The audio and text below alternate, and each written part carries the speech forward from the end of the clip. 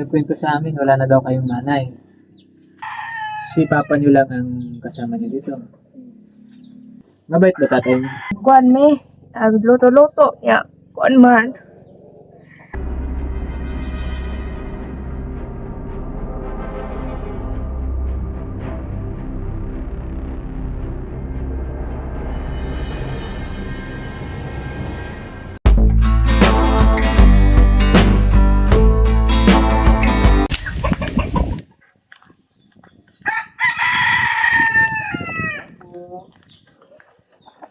Ayo.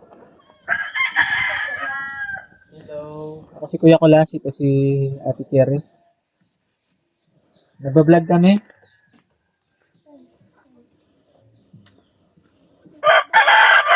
Vlogger daw. Hello. Oo. Anong pangalan mo? Ito. Gian. Oo. Nagbablog kami, may nagturo sa amin ng sitwasyon niya dito. Kumusta kayo dito? Okay naman. Okay lang? Oo. Pwede ba pumasok? Nasaan po mo yan? Sige. Nasaan si papa niyo? Nasa trabaho niya. Trabaho? Oo. Si mama, nasaan? Nasa Manila. Ang mga kaibigan, ito si Angeli. Tapos si Gian. Sino ang panganay sa inyo? Ikaw nag-aaral ka? Anong grade mo na? 10. Tapos si 11. ayan mga kaibigan.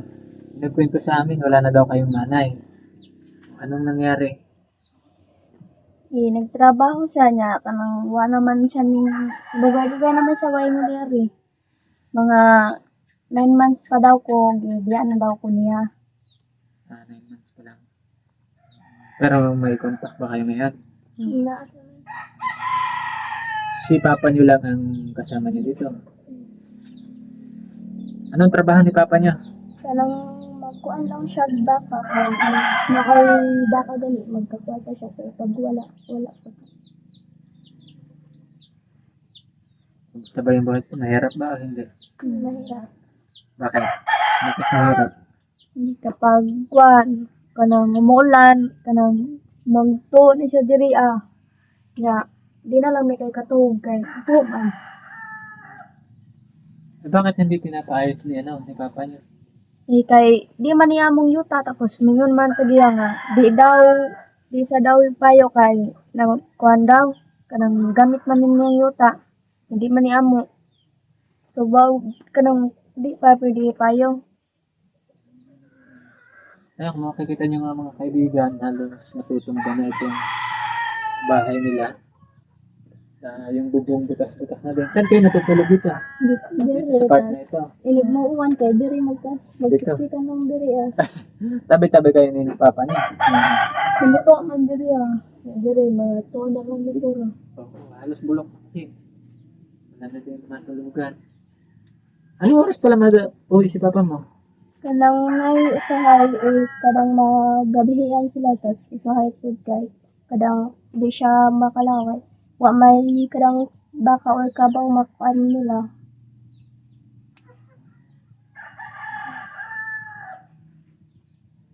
Ang trabaho pala po ng ni papa nila ay ahente ng baka or kalabaw na dinadala sa mga palengke kinakarne.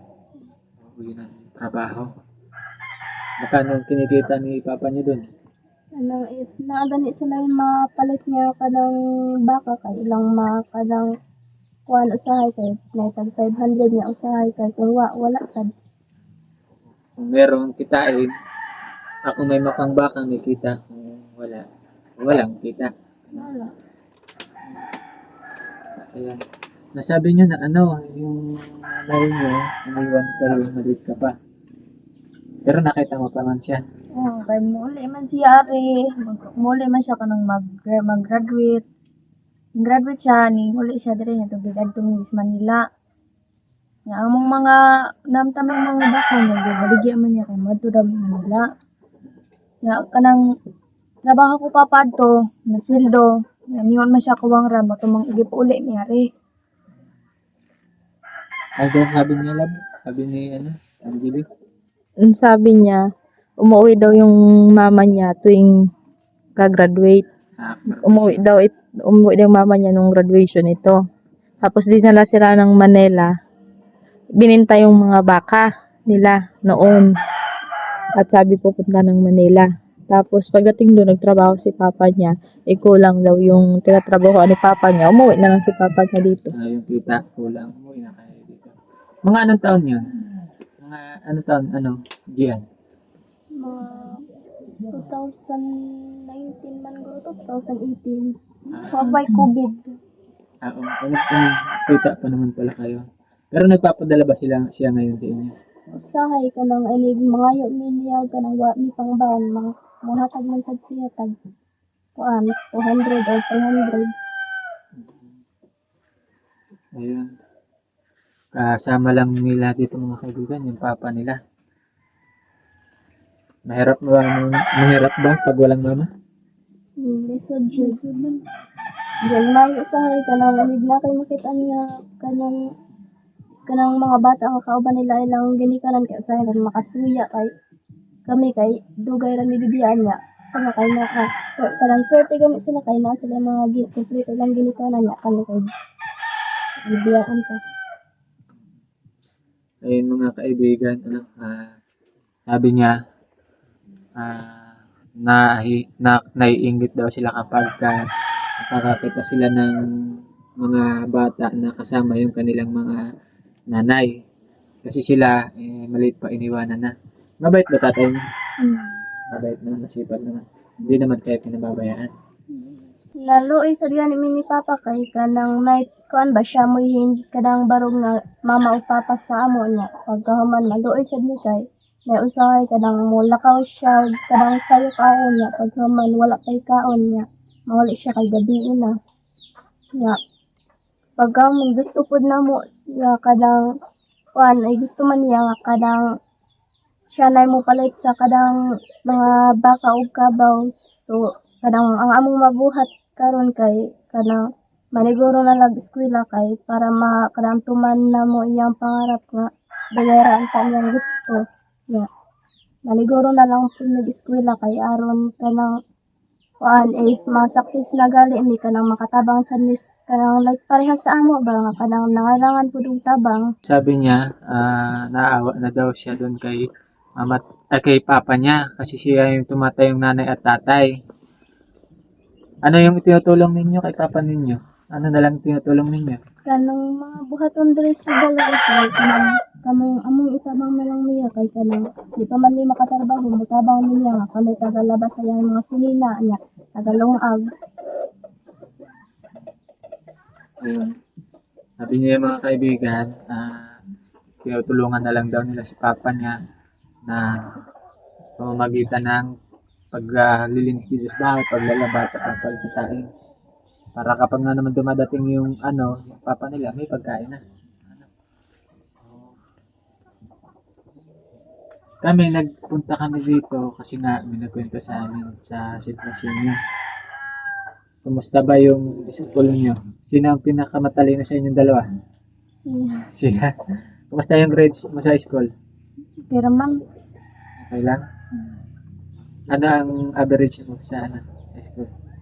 di pag grade 9 ako kay na uno naman ko pagka third o fourth niya pagkarong pagka kuan kay wa ko na honor kay gamay man ako mga grado niya nay usa ka maestra namo nagkuan mi nagluto-luto ya kuan man kadang among mga waman kanang nalitra mi wa mi kanang kuan wa mi mga gamit ba kuan wa man mi niya palutua muto kuan gagmay kay mi grado ya ang among mga gasto wa siya nakakuan sa among mga gasto nakagasto man mi ato kay tagsisinta niya mong kuan man ron kay mukire ya moto kanang among maestra kay kasaban rami niya mayon man kami nga mopalit mi niya amo na lang kuha nga to kay gasol pinakapalit ng mga ingredients ya kuan man kanang siya kay kanang nakuan man siya naglagot man siya namo moto wa na lang mi kuan na niya wag ni panghatagan na lang mi gang may grado Ang mato, karon first quarter, wa pa kuno ba mga honor. Kaya yung may mga grado, way na honor sa mong section. Kapila ka atong grade 9 mo. Pang kapila, pang napo, kadagan man niya. Dahil sa wala siyang Wala na kasi yata ngayong first ganon with honors with high honor Ah. Wala nang first second yata with high honor tapos honor with honors. ganun. Naintindihan mo yung sinabi niya? Oo. Yung sa kaya daw hindi siya na nagka-honor gawa ng Hinagsak. binagsak siya.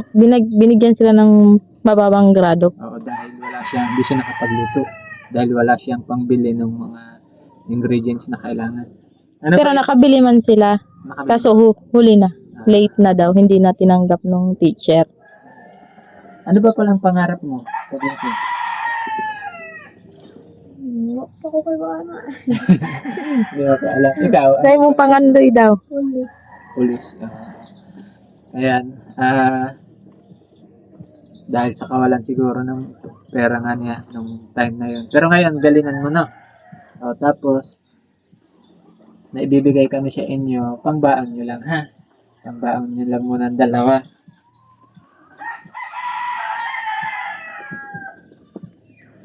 Galingan nyo sa pag-eskwela ha.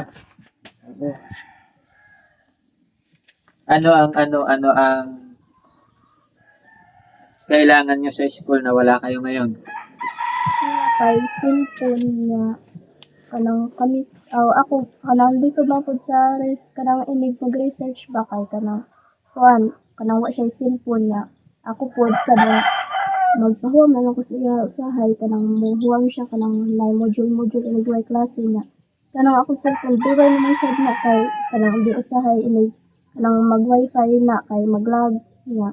Usahay kay ma-off ra siya kalit ba. Yun ang karamihan ngayong problema ng mga estudyante. Kasi lahat ngayon research na. oo. Paano pag mahirap? Walang Walang mabibili. pambili na sila. Hindi naka-research. Dito, hindi uso dito yung mga pisonet. Yung mga yung computer ba ng pisonet. Wala ditong ganun. Kaya, buti ito may ginagamit siya daw ay yung lumang cellphone nyo. Na gagamit, naghihiraman na lang sila kaya nga lang naglalag daw sa luma na. Sige, baka sa susunod na pagbalik namin. Hindi ko ipapangako ha, pero sige, baka sa susunod na pagbalik namin, makapagdala kami ng cellphone sa inyo. Pero ngayon, ito muna yung bigay ko sa inyo. Yung baon ninyong dalawa ha. Magkano ba ang baon nyo? Kanang may usahay mga 20 or 30 niya, kanang napod ni bayaran, kunyari, karon ang bayaran niya, pagkaman, mabaon naman naman kay 20 or 30 niya, so di pa ni kabayad karon, hindi ka ugma na sad. Sige. 20 or 30. Sige, gawin na natin 20 days nyo to. 20 days kaya. Joke lang. Okay na ang bahala dyan ha. Ayan mga kaibigan. Galing ito sa The Golden Heart Group. Yan, binigay namin sa inyo. Maraming salamat po sa The Golden Heart Group. Sana mga kaibigan, ito ang kwento ng buhay ni Angeli, tsaka ni Gian. Ayan, makikisuyo ako na pakishare ninyo para matulungan natin sila. Kasi lagi ko sinasabi mga kaibigan, pakisuyo na pakishare kasi gusto ko na tumaas yung views nila kasi yun yung itutulong natin sa kanila.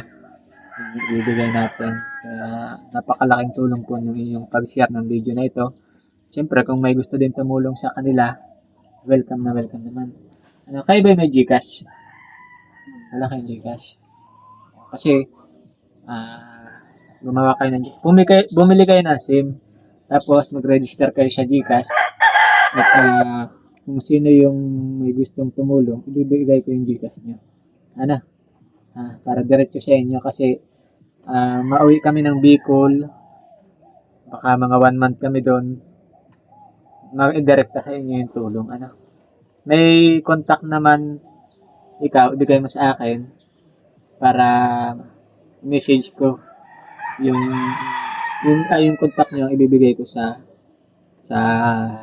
gustong tumulong sa inyo. Ano? Okay. Ayun mga kaibigan, hanggang dito na lang po uli yung ating video.